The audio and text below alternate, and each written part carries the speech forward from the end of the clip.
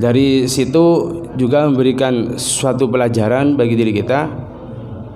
Hendaknya kita juga tidak boleh acuh tak acuh atau merasa angkuh, merasa lebih baik daripada yang lain, merasa tidak butuh kepada yang lain, karena selama ini bahkan sampai detik ini kita itu masih membutuhkan orang lain.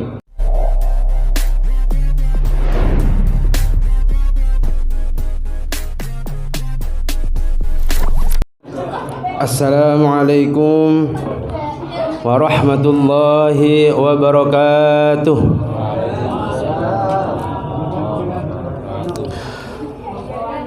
Alhamdulillahi rabbil alamin. Wabihi nasta'in ala umurid dunya waddin. Wassalatu wassalamu ala ashrafil anbiya'i wal mursalin wa ala alihi wa sahbihi ajma'in, amma ba'du. Yang kami muliakan para kiai, para habaib, para sesepuh, jamaah al-muslimin, wabil khusus kepada sahibul bait almarhum Bapak Haji Qadir yang saat ini sedang memperingati 1000 harinya. Semoga oleh Allah diampuni segala dosanya dan diterima segala amal ibadahnya dan mendapat kemuliaan di sisi Allah Subhanahu wa taala. Dan juga semoga keluarganya diberikan kesabaran, ketabahan, diberikan keselamatan dunia dan akhirat, diberikan anak yang soleh-solehah yang bisa membahagiakan kedua orang tuanya, para guru-gurunya dunia wa ukhra.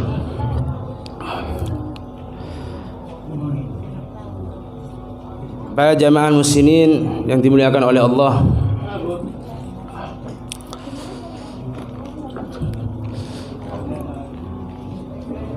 ketika Rasulullah hijrah pertama kali di Madinah dengan para sahabat muhajirin, lalu kemudian ketika beliau sampai di Madinah disambut dengan para sahabat, yang mana penyambutannya itu salah satunya dengan pembacaan Tala al-Badru alaina. Nah, pada saat itu, di waktu itu ada orang Yahudi yang bernama Abdullah bin Salam. Abdullah anaknya Pak Salam.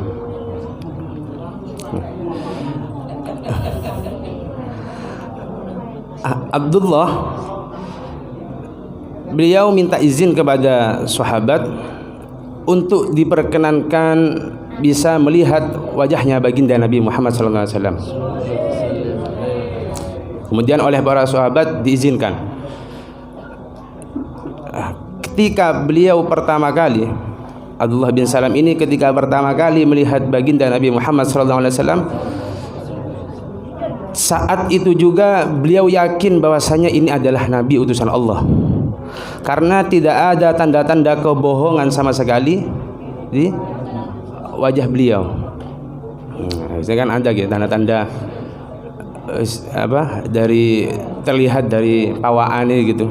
Ini buatan Rasulullah niku wajahnya niku sudah menunjukkan bahwasanya beliau niku tidak pernah berbohong sama sekali. Makanya dulu ketika pertama kali beliau niku disuruh dakwah oleh Allah untuk secara sembunyi-sembunyi, yang pertama kali adalah Sayyidina Abu Bakar As-Siddiq, laki-laki yang pertama kali mempercayai beliau, karena Sayyidina Abu Bakar tidak pernah melihat ketika masa kecilnya sampai beliau diangkat menjadi nabi niku berbohong. Dan juga ketika diperintah untuk dakwah secara terang-terangan juga banyak juga para bangsawan, para pembesar-pembesar Quraisy niku yang juga ikut masuk Islam, ikut menganut Nabi, karena Nabi niku memang sejak kecil niku terkenal tidak pernah berbohong.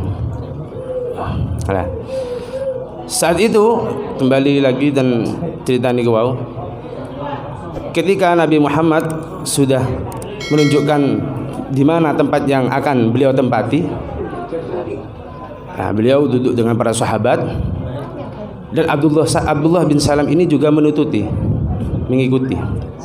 menurut Bureni ya. Lah ketika mengikuti ada di tempat di mana Rasulullah itu berada di salah satu tempat ya, dan dibarengi dengan para sahabat, beliau juga minta izin kepada sahabat, apakah saya diperkenankan untuk ikut serta mendengarkan duduk bersama dengan Rasulullah, mendengarkan nasihat-nasihatnya? Ya silahkan. Nah, pada saat itu Rasulullah memberikan 4 pesan, 4 nasihat. Dahulunya Rasulullah, afsyus salam wa id'amut ta'am wasilul arham wasallu billail wan nasu niyamun. Afsyus salam, populerkan salam, sebarkan salam. Secara maknawinya kita disuruh untuk menyebarkan ungkapan salam dengan ketika kita bertemu dengan sama muslim, assalamualaikum, yang mana kita berkehendak atas keselamatan saudara kita yang lewat atau saudara kita yang sedang ketemu. Hikmahnya itu mengajarkan kita seberapa pentingnya kita memperhatikan saudara-saudara kita dengan saling tegur sapa, dengan saling mengenal satu sama lain, saling mengerti. Dimanapun itu kita dianjurkan untuk afsyus salam, menghendaki atas keselamatan sesama muslim. Selanjutnya wa at'imut ta'am, memberikan makanan. Karena memberikan makanan itu termasuk juga kafarah ya, pelebur dosa, dan juga bisa mengangkat derajatnya seseorang. At'imut ta'am. Kemudian setelah diperintahkan untuk memberi makanan, ya memberi makanan itu kayak terserah panjenengan. Bisanya 1 puluhan ya, apalagi ketika nanti di bulan Ramadan itu banyak sekali fadilahnya orang memberikan makanan. Bahkan dengan memberikan makanan itu juga bisa menyatukan silaturahim lagi, saling mempererat sesama teman, sesama kerabat, sama keluarga apalagi. Nah, kan kebanyakan tasyakuran itu ujung-ujungnya isinya niku nggih saling memberi makan bersama lah istilahnya. Karena di sana juga bisa menurunkan rahmat dan banyak sekali fadilahnya. Kemudian wasilul arham, menyambung tali silaturahim, menyambung sanak raket, menyambung kerabat yang jauh, yang sudah agak lenggar, agak renggang, kita sambung. Bahkan sekarang sudah sangat gampang untuk menyambung silaturahim, yang mana fadilahnya juga sangat besar kan? Ya, mungkin sudah masyhur, salah satunya bisa memperpanjang umur, bisa meningkatkan rezekinya panjenengan ya. Rezeki ini kan bisa berupa sehat, berupa ekonominya meningkat dan lain sebagainya. Bisa juga rezeki akhiratnya juga.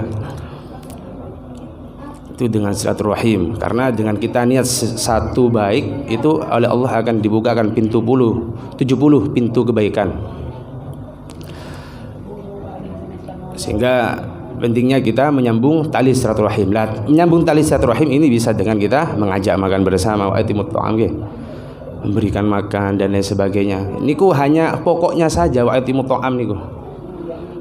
Dan di sana juga mengajarkan seberapa pentingnya kita memperhatikan dengan sekeliling kita.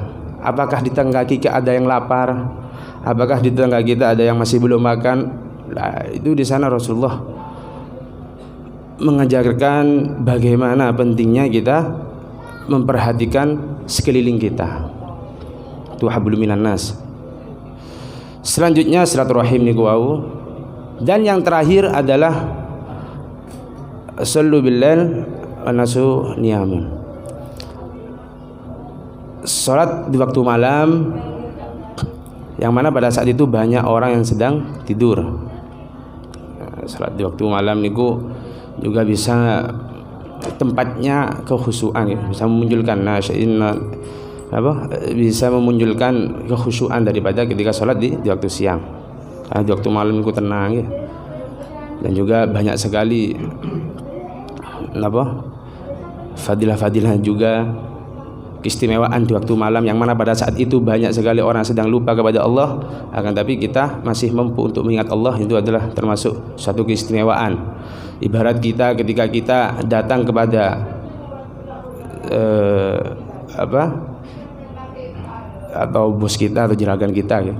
Kalau orang datang kepada juragannya, yang mana pada saat itu tidak ada orang yang datang sama sekali kepada dia, tidak ada orang yang memperhatikan dia, tapi dia memperhatikan bosnya atau juragannya, mungkin dia akan juga diperhatikan oleh bosnya. Apalagi kita ketika mengingat Allah, yang mana Allah itu adalah Maha Pencipta segala makhluk, Maha Pemilik alam semesta, Maha segala-galanya. Sedangkan kita ini sebagai hambanya masih mau mengingat Allah, insya Allah juga kita akan diperhatikan juga oleh Allah. Kalau kita mampu memperhatikan sholat kita, kita akan diperhatikan oleh Allah. Nah, ketika Abdullah bin Salam mendengarkan 4 pesan ini dari baginda Nabi Muhammad SAW, seketika itu Abdullah bin Salam yang asalnya dia orang Yahudi, yang mana dia itu ahli Taurat ya. Orang yang istilahnya alim dalam masalah ilmu kitab Taurat. Tapi zaman dulu itu tidak ada orang bisa hafal Taurat ya. Kitab Taurat tidak ada. Karena kalau ada yang hafal Taurat itu bisa dianggap anak Tuhan kalau di orang Yahudi. Tapi alhamdulillah di orang Islam tidak ada yang hafal Quran dianggap anak Tuhan, bukan. Nah, itu salah satu keistimewaan umat Islam. Jadi orang yang menghafal Taurat itu dianggap anak Tuhan, termasuk Uzair dulu itu ada orang yang menghafalkan Taurat. Nah, Abdullah bin Salam itu ketika beliau mendengarkan 4 pesan itu dari baginda Nabi, seketika itu juga beliau langsung masuk Islam. Nah, dengan orang-orang Yahudi yang ada di sekelilingnya, dia itu dituduh, wah ini Abdullah bin Salam ini kena sihirnya Rasulullah ini, kena sihirnya Muhammad ini. Dia udah ngerti ilmu Taurat kok dia sudah alim dalam bab Yahudi kok masih mau saja masuk agamanya Muhammad. Berarti dia saat itu kena sihir berarti. Ternyata setelah diklarifikasi, Abdullah bin Salam menjawab, sungguh intisari dalam Taurat itu apa yang telah didawuhkan oleh baginda Nabi Muhammad SAW. Intinya ini ada 4, yang mana dari keempat ini ada semua isi yang ada di dalam dunia ini. Hablum minannasnya dapat, hablum minallahnya juga dapat.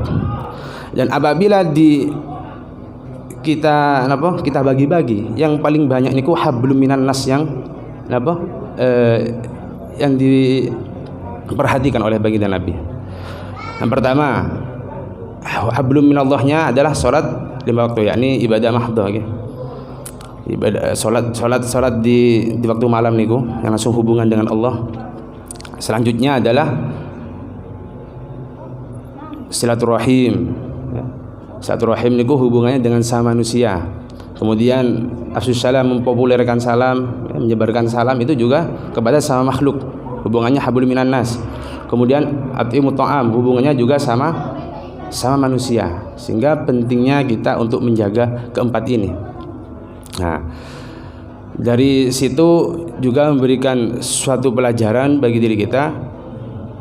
Hendaknya kita juga tidak boleh acuh tak acuh atau merasa angkuh, merasa lebih baik daripada yang lain, merasa tidak butuh kepada yang lain. Karena selama ini, bahkan sampai detik ini, kita itu masih membutuhkan orang lain. Dengan bukti peci yang kita pakai, kita gak mungkin langsung sekaligus membuat peci dari mulai awal sampai menjadi peci. Kita butuh orang lain, yang mana orang lain itu yang menjadi proses.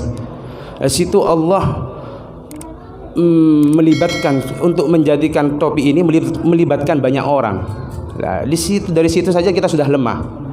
Belum lagi ketika pakaian yang kita pakai ini melibatkan berapa orang. Bahkan setiap harinya kita makan itu melibatkan berapa orang, kita hanya siap saji, siap makan saja. Padahal di balik itu semua ada orang yang kepanasan di sawah, ada orang yang bahkan sampai panas-panasan ya, bahkan sampai kadang niku merasa rugi dari hasil panennya, bahkan dan lain sebagainya.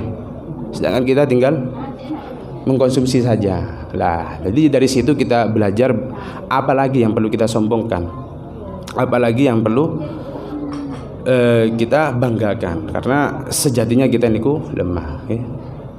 Mungkin itu saja yang bisa kami sampaikan. Semoga bisa mendapatkan manfaat dan barokah dari apa yang kita pelajari dari hari ini, dan juga bisa mendapatkan pertolongan Allah, hidayah Allah serta inayah Allah hingga akhir hayat kita. Apabila ada kata-kata yang kurang berkenan dan hati panjenengan, kula nyuwun agung ngipang benten. Ihdinas siratal mustaqim. Assalamualaikum warahmatullahi wabarakatuh.